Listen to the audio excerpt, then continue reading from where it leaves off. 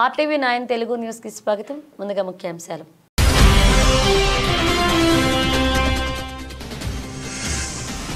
పౌరసత్వ జన్మ హక్కును తొలగించే ఆలోచనలో ట్రంప్. 150 ఏళ్ల నుంచి అమల్లో ఉన్న రాజ్యాంగ హక్కును సవరించాలని చూస్తున్న నూతన అధ్యక్షుడు.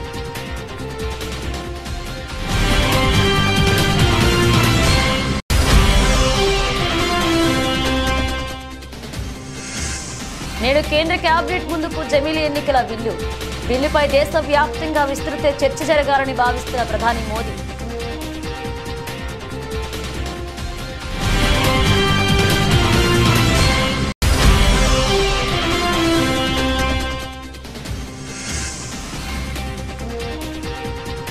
కాంగ్రెస్ ప్రభుత్వ నిర్ణయం వెనుక మతాల బెంచి. ఏడాది తర్వాత ఎమ్మెల్యేలకు శిక్షణా తరగతులు ఎందుకు?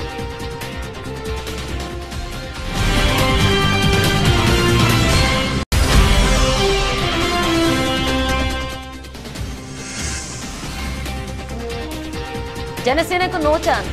టీడీపీ రాజ్యసభ సభ్యుల పేర్లు ఖరారు.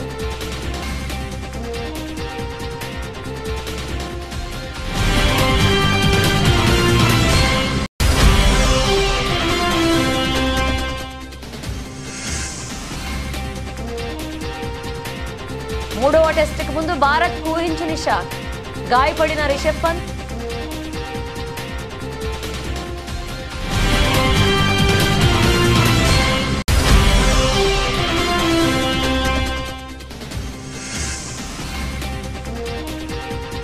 సాయంత్రం అన్నీ చెప్పేస్తా. కన్నీళ్లతో మరొకసారి మీడియా ముందుకు మనోజ్.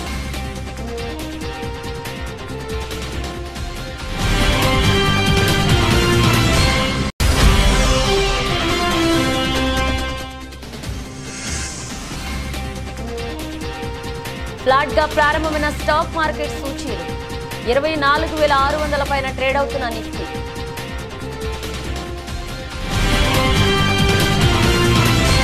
అమెరికాలో జన్మించిన వారికి పౌరసత్వాన్ని ఇచ్చే విషయం తెలిసిందే.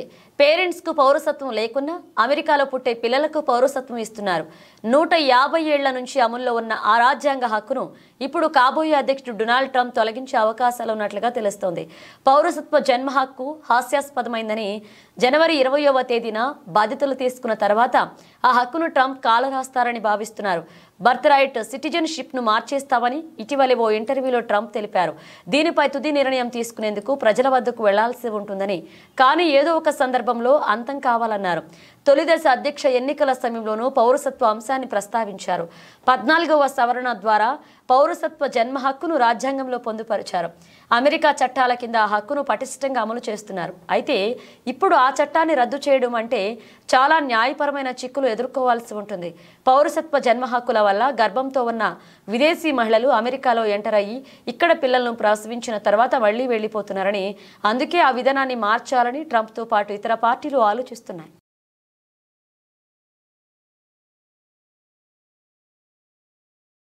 కేంద్ర కేబినెట్ ఇవాళ సాయంత్రం సమావేశం కానుంది. ఒకే దేశం ఒకే ఎన్నికకు సంబంధించిన ముసాయిదా బిల్లు రూపకల్పనలో కేంద్ర న్యాయశాఖ ఉన్నట్లుగా తెలుస్తుంది.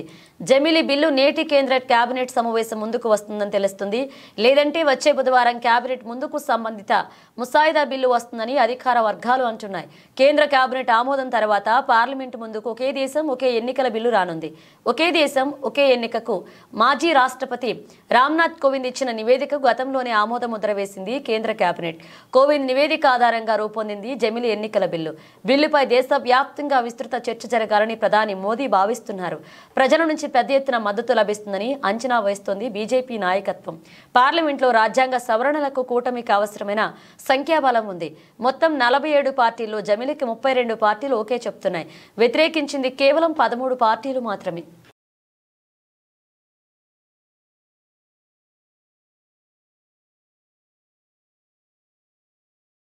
ప్రభుత్వం ఏర్పడి ఏడాది అవుతుంది. ఇప్పటికీ 3 అసెంబ్లీ సెషన్స్ కూడా పూర్తయ్యాయి.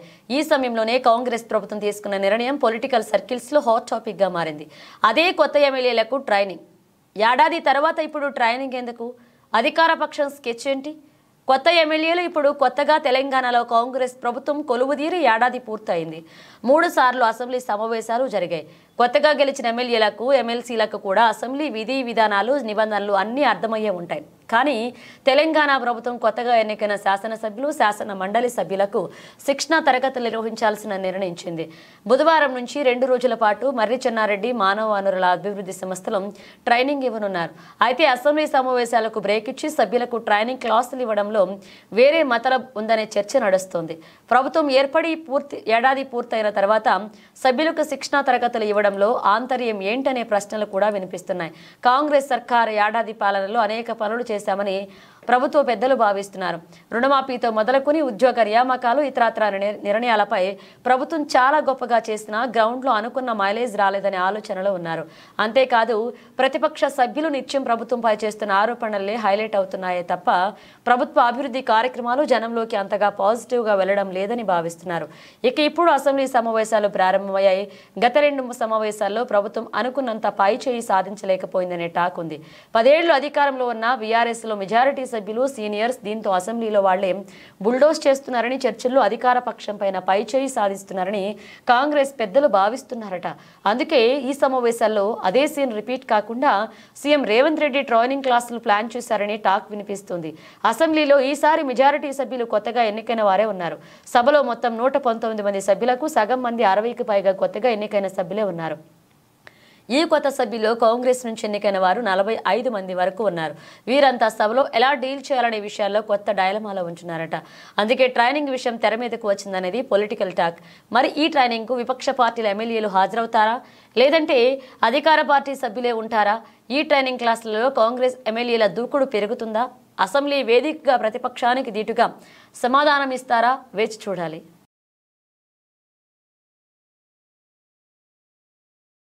ఏపీ టీడీపీ రాజ్యసభ సభ్యుల పేర్లను ఖరారు అయ్యాయి. టీడీపీ నుంచి రాజ్యసభకు బీదా మస్తానరావు, సానా సతీష్ పేర్లను ఖరారు చేయగా ఆర్ కృష్ణయ్య పేరును బీజేపీ ఇప్పటికే ఖరారు చేసింది. ఇక రాజ్యసభ ఎన్నికల్లో జనసేనకు అవకాశం దక్కకపోవడంతో నాగబాబుకు ఏపీ కేబినెట్లో అవకాశం దక్కుతున్నట్లుగా వార్తలు వినిపిస్తున్నాయి. ముందుగా కూటమిలో 3 పార్టీలు 3 స్థానాలను పంచుకుంటాయని వార్తలు వినిపించాయి. కానీ చివరి నిమిషంలో టీడీపీ 2 అభ్యర్థులను ప్రకటించింది. అంతకు ముందే బీజేపీ ఒక అభ్యర్థి ఖరారు చేసింది. టీడీపీ నుంచి బీదా మస్తాన్ రావు, సానా సతీష్, బీజేపీ నుంచి ఆర్ కృష్ణయ్యలు మంగళవారం నామినేషన్లు దాఖలు చేయనున్నారు. ఇదిలా ఉంటే ఏపీ కేబినెట్ లో 25 మంది మంత్రులకు అవకాశం ఉంది. కానీ ప్రస్తుతం 24 మంది మాత్రమే ఉన్నారు. ఆ ఒక్క స్థానం కూడా కూటమి ప్రభుత్వం పొత్తులో భాగంగా జనసేనకు కేటాయించింది. ఈ నేపథ్యంలో మంత్రివర్గాన్ని విస్తరించాలని ఏపీ ప్రభుత్వం నిర్ణయించింది. దీంతో నాగబాబుకు మంత్రి పదవి దక్కే అవకాశాలు ఉన్నాయని విశ్వసనీయ సమాచారం. కాగా డిసెంబర్ 3 నుంచి ప్రారంభమైన నామినేషన్లు డిసెంబర్ 10తో ముగియనుంది. నామినేషన్ల ఉపసంహరణకు గడువు డిసెంబర్ 13, డిసెంబర్ 20న పోలింగ్ నిర్వహించి ఆ రోజు ఫలితాలను ప్రకటించనున్నారు.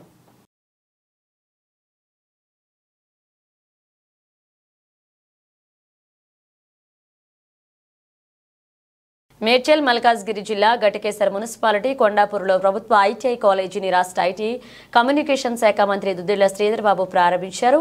8 కోట్ల రూపాయలతో హిందుస్థాన్ ఏరోనాటిక్స్ లిమిటెడ్ సంస్థ సౌజన్యంతో నిర్మాణం చేస్తున్న ప్రభుత్వ ఐటీఐ మహిళా కాలేజీని ప్రభుత్వ పట్నం మహేందర్ రెడ్డి, మేడ్చల్ ఎమ్మెల్యే చామకూర మల్లారెడ్డి, మేడ్చల్ నియోజకవర్గ కాంగ్రెస్ పార్టీ ఇన్ఛార్జ్ తోటకూర వజ్రేష్ యాదవ్, ఘటకేసర్ మున్సిపల్ చైర్మన్ మల్లి పావని జంగయ్యలతో కలిసి మంత్రి దుద్దిళ్ల శ్రీధర్ బాబు ప్రారంభించారు. ఈరోజు ఘట్కేసర్ మున్సిపల్ పరిధిలో మన రాష్ట్ర లేబర్ డిపార్ట్మెంట్కు సంబంధించి ఐటీఐ గర్ల్స్ ఇన్స్టిట్యూట్ని ప్రారంభోత్సవం చేసుకున్నాం.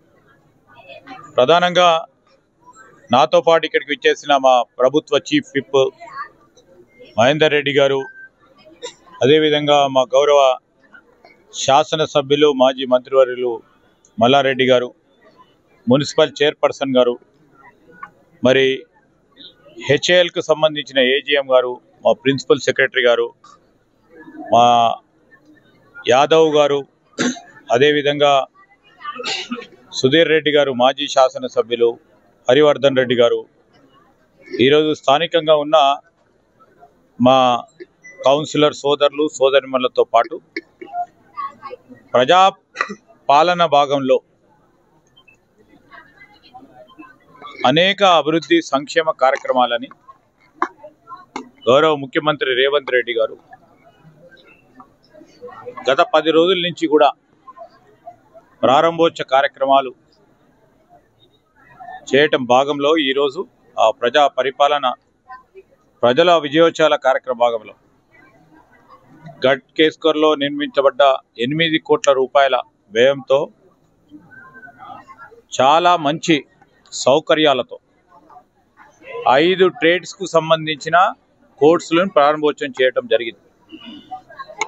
అధునాతనమైన సాంకేతిక పరిజ్ఞానాన్ని అందియాలే విద్యార్థులకు, పరిశ్రమలకు అనుబంధంగా కోర్సులను మనము ప్లాన్ చేయాలి అనే ఉద్దేశంతో ఒక ప్రక్కన ఉన్న ఐటీఐస్ను మోడర్నైజ్ చేస్తున్నాం, ఇంకో ప్రక్కన అడ్వాన్స్ టెక్నాలజీ సెంటర్స్ అని ఏర్పాటు చేసి ఈ రాష్ట్ర వ్యాప్తంగా కూడా 65 ఇన్స్టిట్యూట్స్ని మేము ఈరోజు కొత్త భవనాలతో పాటు అక్కడ కొత్త ట్రేడ్స్తో పాటు శ్రీకారం చుట్టడం జరిగింది. ఈ ప్రభుత్వ ముఖ్య ఉద్దేశం ప్రధానంగా చెప్తా ఉన్నాం, విద్యార్థులు అందరూ ఎవరైతే చదువుకుంటుంటారో వారికి అందరికీ కూడా ఉపాధి అవకాశం కల్పించాలి.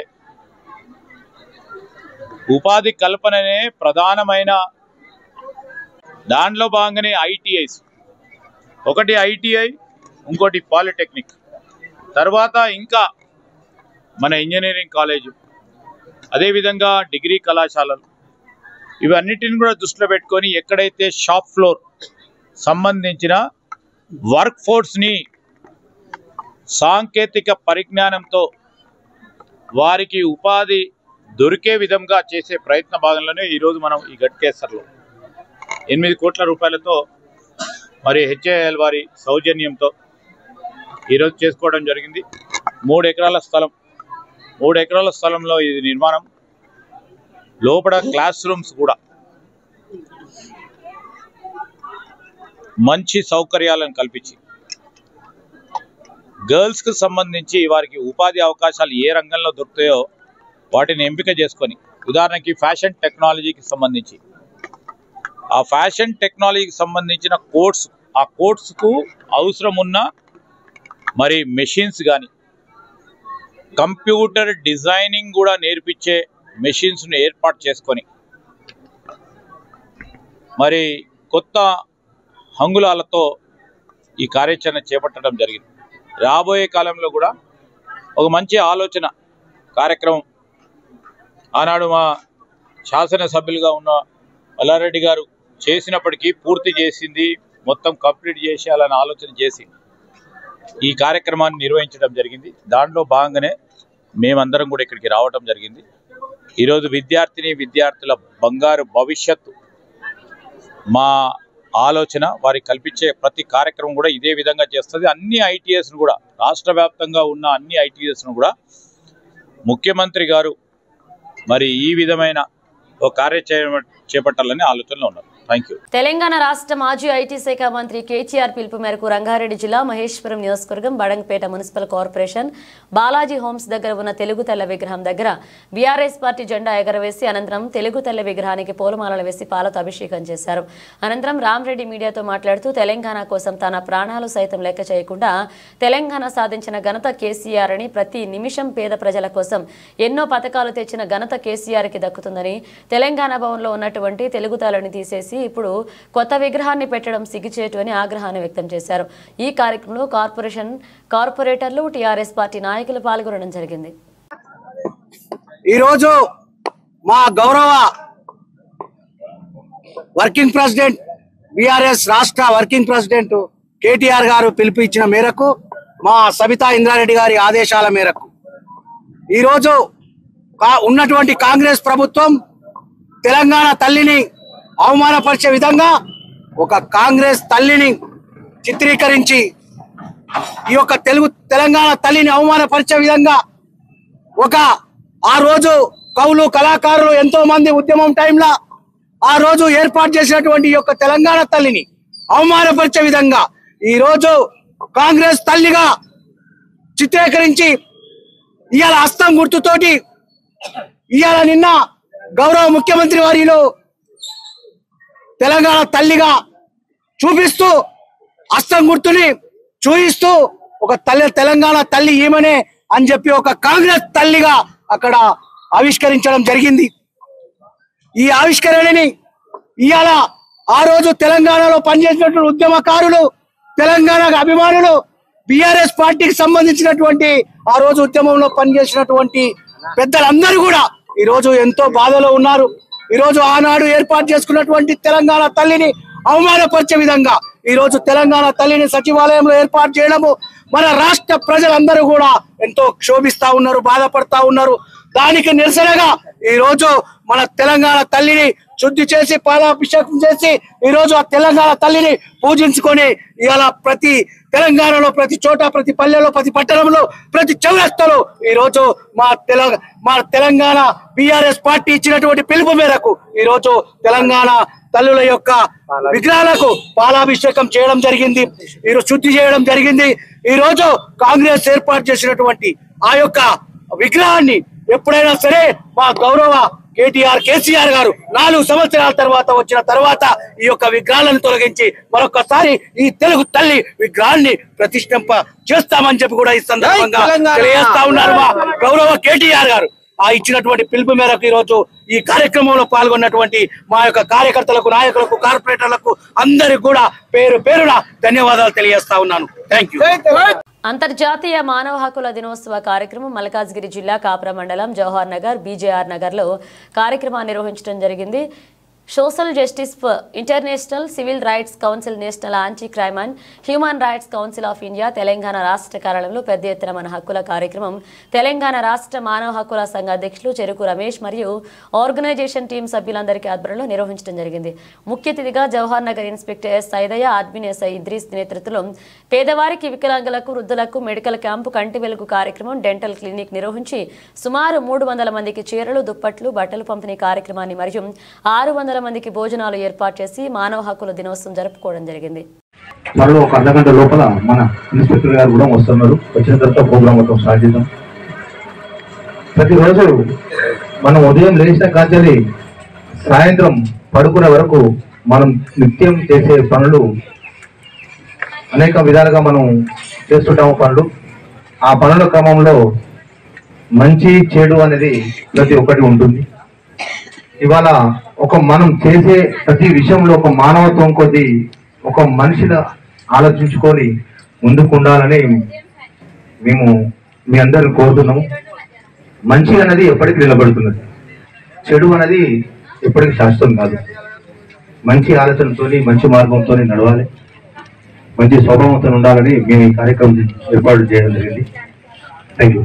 హన్మకొండ జిల్లా పరకాల పట్టణ కేంద్రంలో భారత రాష్ట్ర సమితి పార్టీ ఆధ్వర్యంలో నడికూడ, పరకాల మండలాల అధ్యక్షులు ఆధ్వర్యంలో తెలంగాణ తల్ల చిత్రపటానికి పాలాభిషేకం చేశారు. ఈ సందర్భంగా నడికూడ మండల అధ్యక్షులు దూరిశెట్టి చంద్రమౌళి, పరకాల మండల అధ్యక్షులు చింతిరెడ్డి మధుసూదన్ రెడ్డి మాట్లాడుతూ తెలంగాణ తల్ల రూపురేఖల్ని మార్చి ముఖ్యమంత్రి రేవంత్ రెడ్డి ఆవిష్కరించడం దురదృష్టకరమని, ప్రభుత్వ దుశ్చర్యకు తెలంగాణ తల్లి కన్నీళ్లు పెడుతుందన్నారు. తెలంగాణలో ప్రత్యేకమైన పండుగ బతుకమ్మను తెలంగాణ తల్లి చేతిలో నుంచి మాయం చేసి కాంగ్రెస్ పార్టీ గుర్తుపెట్టడం అన్యాయమన్నారు. ఈ కార్యక్రమం పలు మండలాల బీఆర్ఎస్ పార్టీ నాయకులు పాల్గొన్నారు.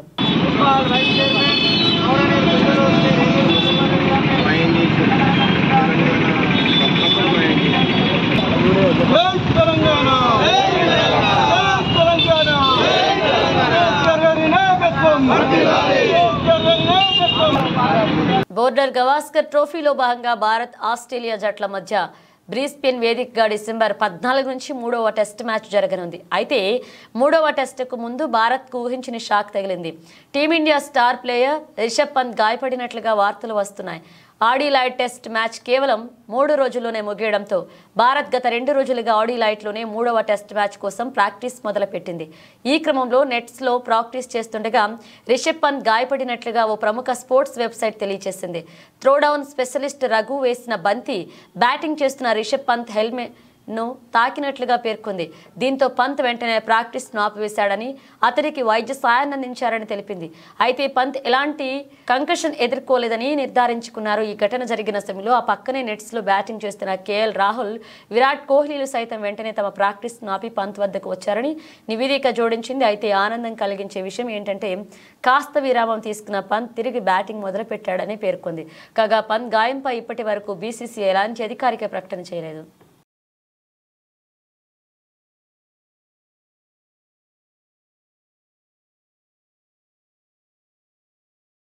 మంచు కుటుంబంలో జరుగుతున్న వివాదం గురించి తెలిసిందే. ఈ నేపథ్యంలో హీరో మంచు మనోజ్ తీవ్ర భావోద్వేగానికి గురయ్యారు. ఈ సందర్భంగా మీడియా ముందుకు వచ్చిన మనోజ్ ఎమోషనల్ అయ్యాడు.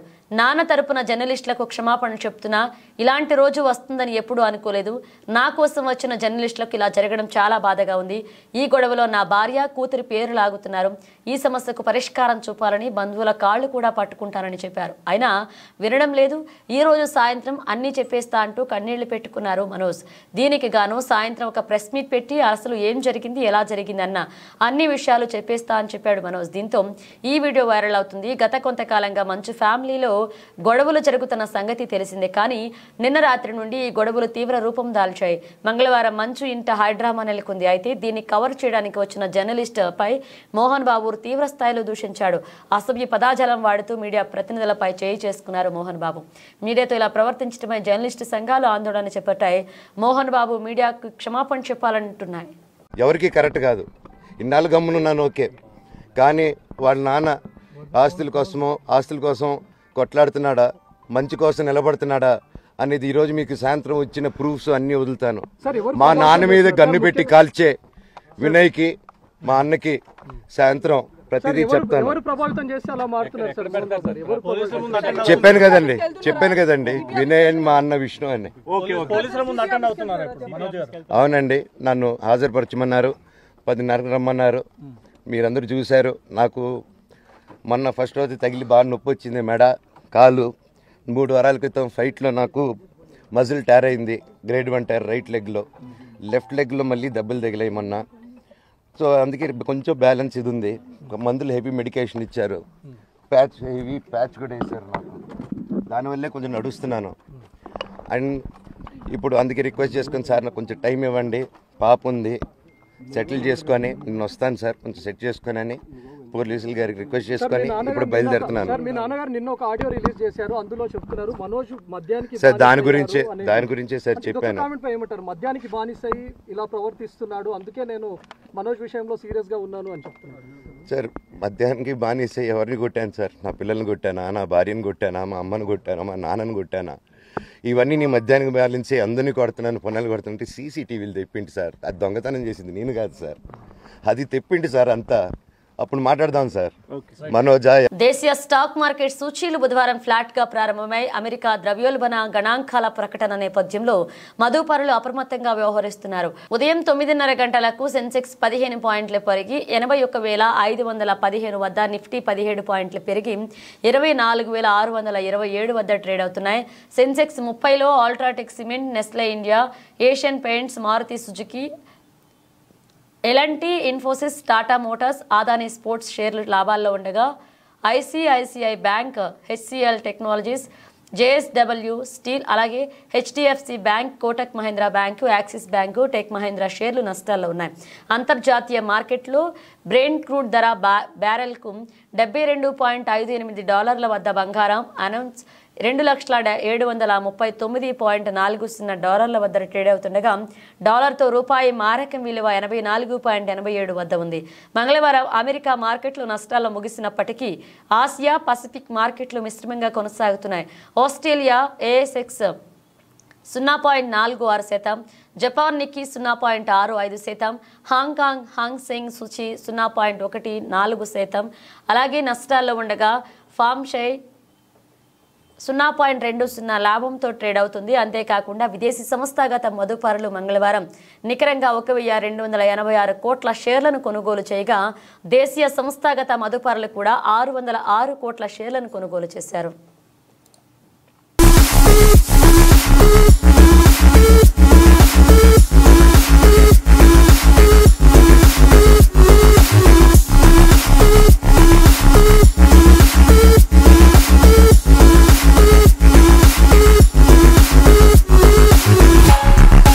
బులెటిన్ ముగించే ముందు హెడ్లైన్స్ మరోసారి.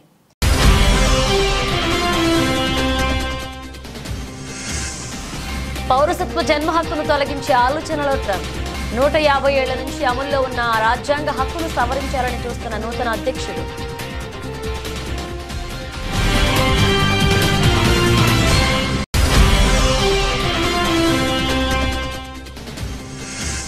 నేడు కేంద్ర కేబినెట్ ముందుకు జమిలీ ఎన్నికల బిల్లు. బిల్లుపై దేశవ్యాప్తంగా విస్తృత చర్చ జరగాలని భావిస్తున్న ప్రధాని మోదీ.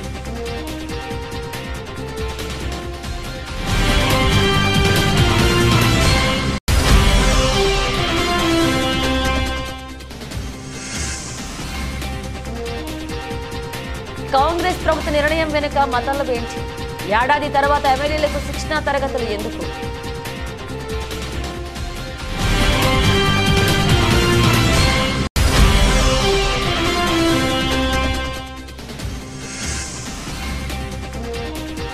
జనసేనకు నో ఛాన్స్, టీడీపీ రాజ్యసభ సభ్యుల పేర్లు ఖరారు.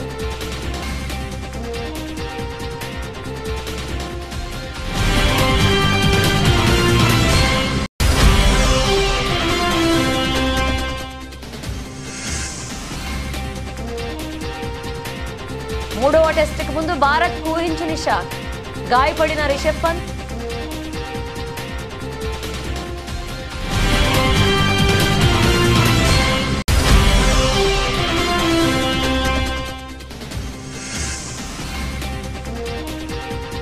సాయంత్రం అన్నీ చెప్పేస్తా, కన్నీళ్లతో మరొకసారి మీడియా ముందుకు మనోజ్.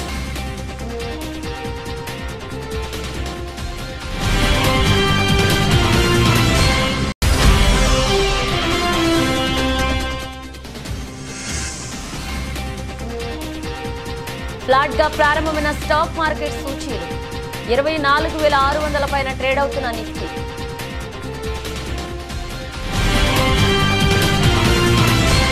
ఇవి బులెటిన్ అప్డేట్స్. మరిన్ని అప్డేట్స్తో మళ్ళీ కలుద్దాం.